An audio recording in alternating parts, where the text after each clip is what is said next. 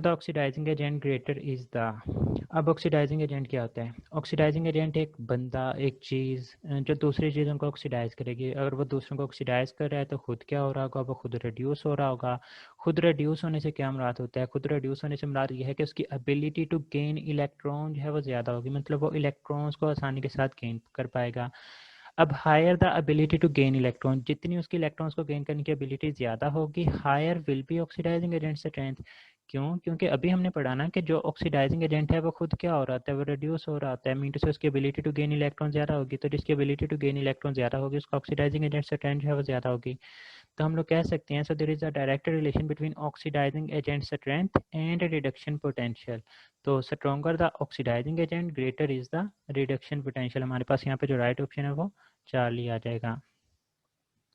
The strongest oxidising agent is.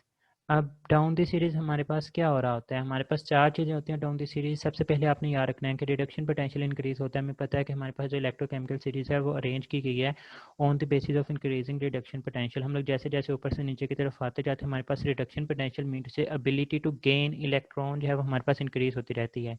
अगर reduction potential increase होता है तो उसका ऑक्सीडेशन पोटेंशियल मीन से एबिलिटी टू लूज इलेक्ट्रॉन जो है वो हमारे पास डिक्रीज होती जाएगी। तो रिडक्शन पोटेंशियल इंक्रीज होता है और ऑक्सीडेशन पोटेंशियल जो है वो डिक्रीज होता है। और अगर हम लोग रिड्यूसिंग एजेंट स्ट्रेंथ की बात करते हैं तो रिड्यूसिंग एजेंट स्ट्रेंथ जो है वो हमारे पास डिक्रीज होती रहती है। ऐसा क्यों होता है? क्योंकि रिड्यूसिंग एजेंट स्ट्रेंथ क्या है? जो दूसरों को रिड्यूस करेगी और खुद क्या होती है? ऑक्सीडाइज होती है। और जब खुद ऑक्सीडाइज होती है वो भी हमने पढ़ा कि उसका ऑक्सीडेशन पोटेंशियल तो डिक्रीज होता रहेगा, इस वजह से रिड्यूसिंग एजेंट स्ट्रेंथ भी डिक्रीज होती जाती है। जबकि ऑक्सीडाइजिंग एजेंट स्ट्रेंथ जो है वो हमारे पास इंक्रीज होती रहती है। ऑक्सीडाइजिंग एजेंट स्ट्रेंथ से क्या मुराद है? ऐसी चीज़ जो दूसरों को ऑक्सीडाइज करे और इट सेल्फ जो है वो रिड्यूस होती है। और नीचे की तरफ हमारे पास पता है कि चीज़ें खुद जो है वो आसानी के साथ रिड्यूस होती हैं, इस वजह से इनका रिडक्शन पोटेंशियल इंक्रीज होने की वजह से इनकी ऑक्सीडाइजिंग एजेंट भी स्ट्रेंथ जो है वो इंक्रीज होती रहती है। अब उसने पूछा है कि इनमें से ऑक्सीडाइजिंग एजेंट स्ट्रॉन्गेस्ट जो है वो हमारे पास कौन सा है?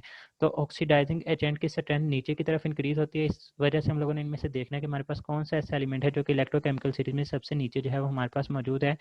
So the element lower in the electrochemical series. इसलिए हम लोग कह सकते हैं कि इन चारों में से वो वाला एलिमेंट जो कि लोअर होगा इलेक्ट्रोकेमिकल सीरीज में वो हमारे पास क्या होगा? स्ट्रॉन्गर ऑक्सीडाइजिंग एजेंट होगा। हम लोग ढूंढते हैं, हमने लिथियम, फ्लोरीन, हाइड्रोजन और आयोडीन में से देखना है कि कौन सा एलिमेंट जो है वो हमारे पास इलेक्ट्रोकेमिकल सीरीज में सबसे नीचे मौजूद है। तो लिथियम जो है वो हमारे पास सबसे पहले आ गया। उसके बाद हम लोगों ने फ्लोरीन देखा तो ये हमारे पास सबसे लास्ट के ऊपर मौजूद है। अगर हम लोग हाइड्रोजन की बात करते हैं तो ये यहाँ पर हमारे पास आ जाएगा। इसी तरह से अगर हम लोग बात करते हैं आयोडीन को तो हमें आयोडीन जो है वो यहाँ पे देखने को मिल रहा है। तो लिथियम भी आ गया, हाइड्रोजन भी आ गया, आयोडीन भी आ गया, फ्लोरीन। तो हमने देखा कि इनमें से फ्लोरीन जो है वो हमारे पास इलेक्ट्रोकेमिकल सीरीज में सबसे नीचे मौजूद होगा। तो इसी वजह से हमारे पास जो सबसे स्ट्रॉन्गेस्ट ऑक्सीडाइजिंग एजेंट होगा वो भी हमारे पास फ्लोरीन होगा।